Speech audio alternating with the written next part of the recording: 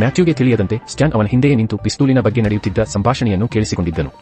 ಅಂದು ರಾತ್ರಿ ಮ್ಯಾಥ್ಯೂಗೆ ಆ ಸಂಗ್ರಹಕಾರನ ಪಿಸ್ತೂಲನ್ನು ಕದಿಯುವ ಸಮಯ ಬಂದಿತು. ಅವನು ಆಲೆನ್ನ ಗಾಲ್ಫ್ ಗ್ಲೌಸ್ ಧರಿಸಿ ಕಿಟಕಿ ಒಡೆದನು, ಇದರಿಂದ ಅದು ಕಳ್ಳತನದಂತೆ ಕಾಣಲಿ ಎಂದು ಸಂಚು ಮಾಡಿದನು. ಮರುದಿನ ಬೆಳಿಗ್ಗೆ ಆಲೆನ್ ಮನೆಯಲ್ಲಿ ನಡೆದ ಎನ್ನಲಾದ ಕಳ್ಳತನದ ಬಗ್ಗೆ ಪೊಲೀಸರು ತನಿಖೆ ಮುಗಿಸಿದರು. ಮ್ಯಾಥ್ಯೂ ಮತ್ತು ಆಲಿಸ್ ಮನೆಗೆ ಅಲಾರಾಂ ಸಿಸ್ಟಮ್ ಅಳವಡಿಸಲು ಸಲಹೆ ನೀಡಿದರು.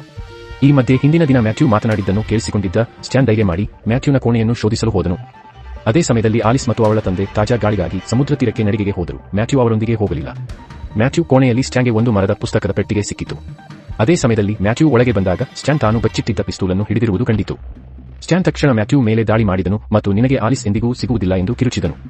ಜಿದ್ದಾಜಿದ್ದಿನ ಹೋರಾಟದಲ್ಲಿ ಮ್ಯಾಥ್ಯೂ ಆ ಪಿಸ್ತೂಲಿನಿಂದಲೇ ಸ್ಟ್ಯಾನ್ ತಲೆಗೆ ಹೊಡೆದನು. ದುರದೃಷ್ಟವಶಾತ್ ಆ ಪೆಟ್ಟಿನಿಂದ ಸ್ಟ್ಯಾನ್ ಸಾವನ್ನಪ್ಪಿದನು. ಇದರಿಂದ ಮ್ಯಾಥ್ಯೂ ಗಾಬರಿಗೊಂಡನು. ಅವನ ಉದ್ದೇಶ ಕೊಲೆ ಮಾಡುವುದಾಗಿರಲಿಲ್ಲ. ಸ್ವಲ್ಪ ಸಮಯದ ನಂತರ ದೂರದಿಂದ ಆಲಿಸ್ ಧ್ವನಿ ಕೇಳಿಸಿತು. ಮ್ಯಾಥ್ಯೂ ತಕ್ಷಣ ಸ್ಟ್ಯಾನ್ ಶವ ಮತ್ತು ಅವನ ವಸ್ತುಗಳನ್ನು ಬೀರುವಿನ ಒಳಗೆ ಬಚ್ಚಿಟ್ಟನು. ತನ್ನನ್ನು ತಾನು ಸ್ವಚ್ಛಗೊಳಿಸಿಕೊಳ್ಳುವಾಗ ಸ್ಟ್ಯಾನ್ ತನ್ನ ಕುತ್ತಿಗೆಗೆ ಪರಚಿದ ಗುರುತುಗಳನ್ನು ಮ್ಯಾಥ್ಯೂ ಗಮನಿಸಿದನು. ಅದನ್ನು ಅವನು ಕಾಲರ್ ಇರುವ ಶರ್ಟ್ನಿಂದ ಮರೆಮಾಚಿದನು.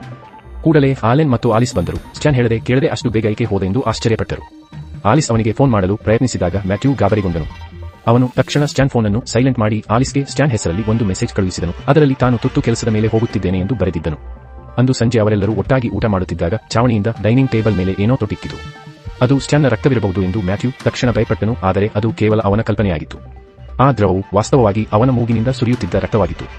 ಆಲಿಸ್ ಅವನಿಗೆ ಸಹಾಯ ಮಾಡಲು ಬಂದಳು, ಆದರೆ ಮ್ಯಾಥ್ಯೂ ನಿರಾಕರಿಸಿ ಟೇಬಲ್ ಬಿಟ್ಟು ಎದ್ದು